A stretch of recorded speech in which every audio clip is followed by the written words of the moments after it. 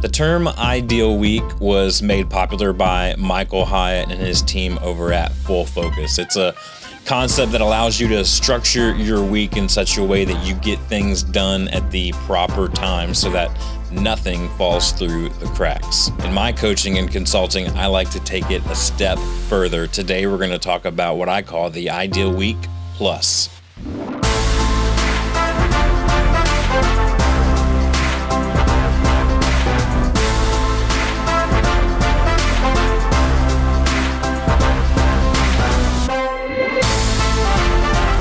Welcome back to Creativity Made Easy, a podcast that I release every single week. My name is Dustin Peed, creative coach and consultant. I'm here to help creatives know themselves, their process, and their team so that they can create greater things together. We are coming up very, very quickly on October 1st, and why that's important for me, and I hope it is semi-earmarked for you, is that my first book ever is coming out. It's a short little memoir called Growing Upward, My Life's Journey Through Mental Health. And it's coming out October 1st. Can't wait. Pre-orders are open now. You can go to dustinpeed.com. That's P-E-A-D. dustinpeed.com/book. And you can see all the things there. We have a launch party planned that I would love for you to join us on, no matter where you're at in the world or where you're joining us from. You can join that digital launch party. It will happen on October 1st that evening at 9 p.m. Eastern time. So go to the website to find out more information about that. But if you pre-order the book between now and October 1st, then you're going to get free shipping shipped directly from me to you, and you're going to get an early access to the audio book included in that price as well for the pre-order purchase. So I am doing a book giveaway. If you make a post about the book in any way, it doesn't matter as long as it's positive, obviously.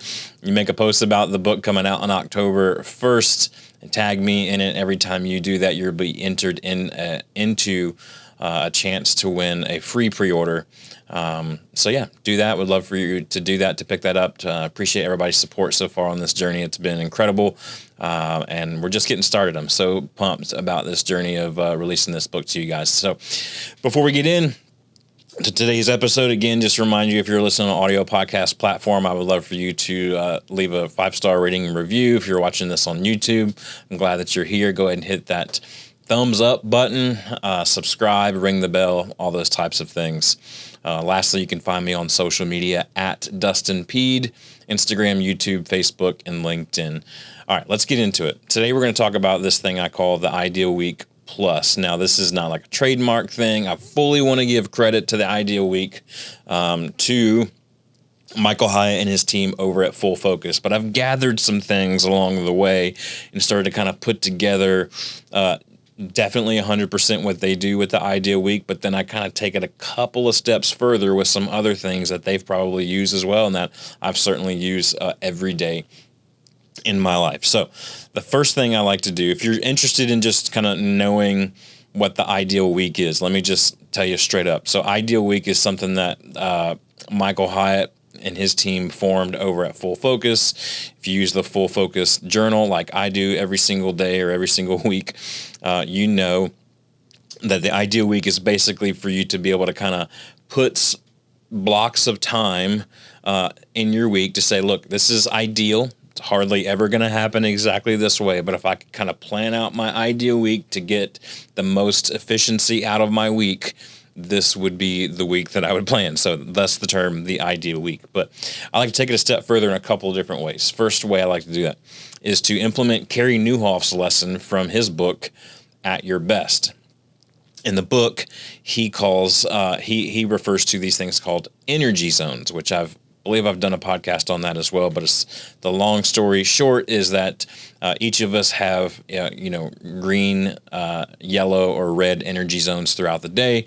We have a very few amount of green zones, a very few amount of red zones, and everything else is kind of yellow. And so what we want to do is we want to maximize our time when we're in the green zones. So in the Ideal Week Plus, I take the Ideal Week from Full Focus, but I add in this energy zones as well.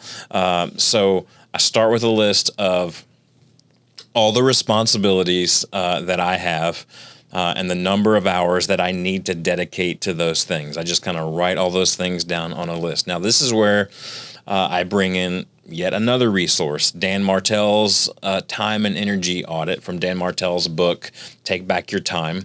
His time and energy audit, I have a free template for you to use. You can check that clip out on my YouTube page, or you can email me if you're like, hey, send me the time and energy audit template. I'll send it to you for free. It's just something that I made on Google Spreadsheet, super easy to use.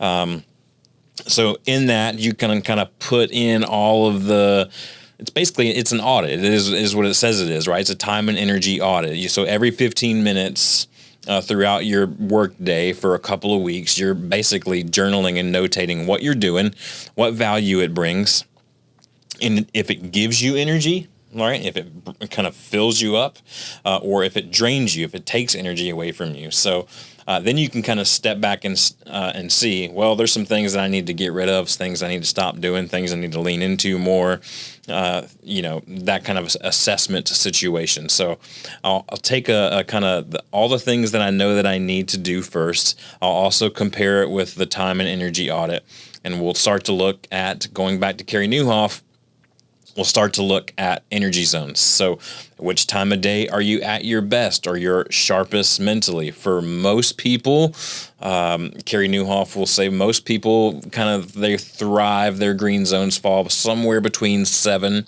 and 11 a.m. And then there's usually a little bit of a dip right around lunchtime.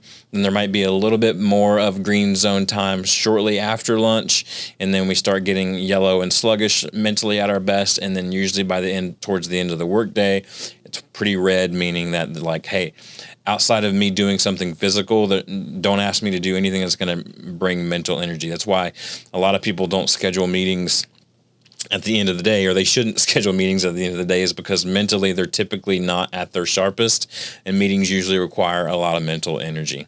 So we get all that kind of putting down. We understand what's expected of us, number one. Number two, we understand the time and energy audit that we've already done. Number three, we understand when we are at our best. So I'm taking all of those things, and then I start to build the days for maximum efficiency.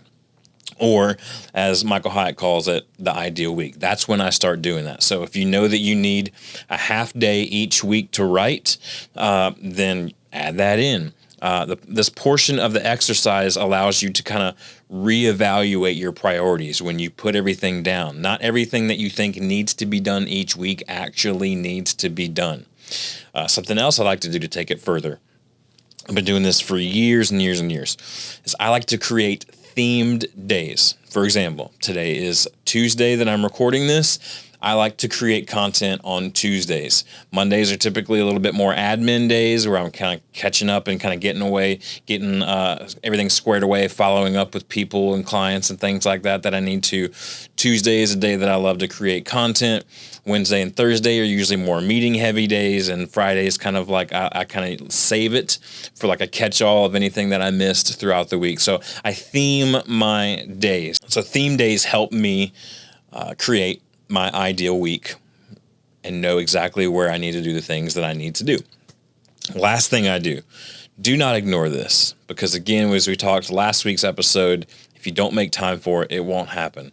Absolutely include your personal rhythms, your personal daily rhythms into your ideal week. So if you get up at 7 a.m., 6 a.m., 5 a.m., whatever it is, whatever those rhythms are for you first thing in the morning, include those on your ideal week, because you want to intentionally carve out time for those things, whether it be exercise or prayer or reading or conversation or whatever, coffee, whatever it is. If you make time for it, it's crazy. It'll actually happen if you stick to it. Make time for it, plan it, and it'll actually happen. So include those personal rhythms, not just in the morning, but also in the evening as well. It ensures that you have the time that you want to when it comes to working out or dating your spouse or closing your laptop at that exact scheduled time that you're like, hey, this is my time. I'm done. I'm moving into family time now. I'm transitioning homeward, whatever it is. So include personal rhythms. So just to recap here, certain things you want to take into account when building your Ideal Week Plus. You want to start off with the full focus method of the ideal week and understanding the time blocks. You want to do Dan Martell's time and energy audit, which again, if you're interested in that template, I can send it to you. Just email me, dp@dustinp.com. I'll send it back to you. You want to look at Carey Nieuwhof's energy zones and where you're the most effective mentally and where you're the sharpest mentally, and prioritize your mental work in those green zones as you're building out your week. Theme days, just a small tip, a little hack for being able to kind of segment out task batch a little bit, some of the things that you need to do. And then lastly, include your personal rhythms. These are things that will take your ideal week to the next level, which is why I call it the Ideal Week Plus. So if you're looking to level up this process of yours, if you're looking to level up your days, your ideal week, I would love to help you walk through that. You can hop on my website, dustinp.com, click on the Let's Chat button, and I will chat with you for half an hour about how we can make that happen for you and what you can start changing right now in your practice to make steps forward toward your ideal week. Next week, it's going to get a little nerdy, but a little fun. Can't wait. We're going to talk about the connection between music and creative inspiration. We'll talk to you next week on Creativity Made Easy.